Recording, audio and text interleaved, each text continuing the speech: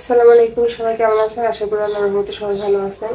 আজকে হচ্ছে আপনাদের সাথে ইলিশ মাছের রেসিপি শেয়ার করব। আজকে রান্না করবো হচ্ছে ইলিশ মাছের কোরমা।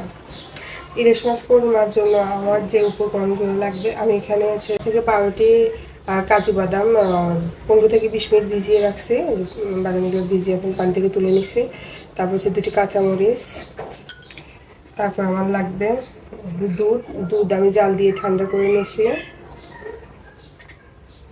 তারপর হচ্ছে পেঁয়াজের পেরেস্তাগুলো আমি করে রাখছি। আর লাগবে হচ্ছে লবণ, আর তেল তো অবশ্যই লাগবে। তারপর এখন টক দই, তারপর মাছগুলোকে সরিয়ে নেব। প্রথমে হচ্ছে কিছু উপকরণ একটু ব্লেন্ড করে নেব। এখানে প্রথমে হচ্ছে ব্লেন্ডারে পেঁয়াজের পেরেস্তাগুলো দিয়ে দিব। কিছু পেরেস্তা একটু রেখে দিব ডেকোরেশনের জন্য। বাদাম আর কাঁচামরিচ, তারপরে দিয়ে দিব টক দই। সামান্য একটু দুধ দিয়ে সব কিছু ভালোভাবে ব্লেন্ড করে নেব। মাছটা ম্যারিনেট করে নেব। যে ব্লেন্ড করা উপকরণ মাছের মধ্যে দিয়ে দিব।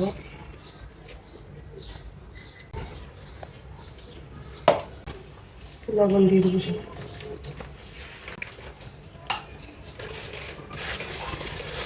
মাছগুলো ভালোভাবে মেখে নেব। এই কোরমাটা বেশি ভালো লাগে পোলাওর সাথে খেতে। যে মাছগুলো ভালোভাবে মেখে নিলাম। এখন হচ্ছে 10 মিনিটের জন্য রেখে দেবো। 10 মিনিট না হলে 5 মিনিটের জন্য একটু রেখে দেবেন। মাছ মাখাগুলো এখন অন্য একটা পাত্রে নিয়ে নেব। রান্নার সময় অন্য কোনো মশলা তেমন ব্যবহার হবে না। মাছগুলো নিয়ে নিলাম, কারণ এইখানে যে অবশিষ্ট যে মশলাগুলো রয়ে গেছে এগুলো হচ্ছে আমরা রান্নাতে ব্যবহার করবো। আমি তেল গরম দিয়ে দিলাম। তেলগুলো গরম হয়ে গেছে। এখন হচ্ছে মধ্যে দিয়ে দিব ক্র্যাক বাটার।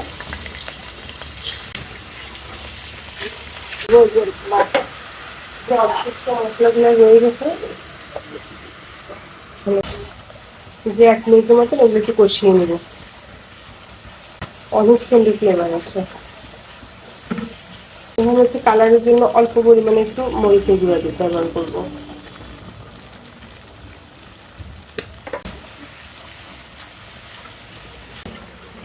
ব্লেন্ডারে অল্প একটু পানি দিয়ে ব্লেন্ডারটা ধুয়ে পানিগুলো দিয়ে দেবো। মশলাটা 2 মিনিটের মতো কষানোর পরে মাছটা দিয়ে দিবেন। যখন মাছটা দিয়ে দেবো,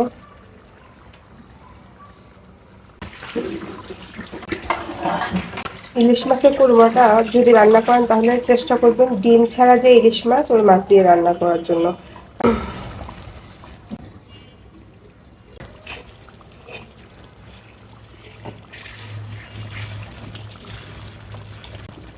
দুধ দিয়ে দেবো। আপনারা চাইলে এখানে গুঁড়া দুধকে পানি দিয়ে গুলিয়ে দিতে পারেন। আমি এখানে গুঁড়ো দুধটা ব্যবহার করছি। একটু ভালোভাবে নেড়ে দিবেন নিচে থেকে, যেন না পুড়ে যায়। 4-5টা কাঁচামরিচ মাঝখানে কেটে দিয়ে দেবেন।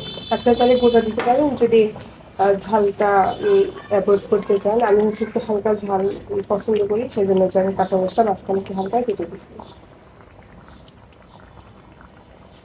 করতে হবে কিন্তু চুলা আঁচটা মিডিয়াম টু লো রেখে, কারণ বেশি জাল দেওয়া যাবে না। বেশি জাল দিলে কিন্তু পুড়ে যেতে পারে। তো চুলা আঁচটা মিডিয়াম টু লো রাখবেন। 7 থেকে 8 মিনিট চাল দিব, তারপর চুলা আঁচ বন্ধ করে দিব। রেডি হয়ে যাবে ইলিশ মাছের কোরমা। চুলা থেকে নামানো 1 মিনিট আগে 1 টেবিল চামচ ঘি দিয়ে দিব। কোরমা রেডি।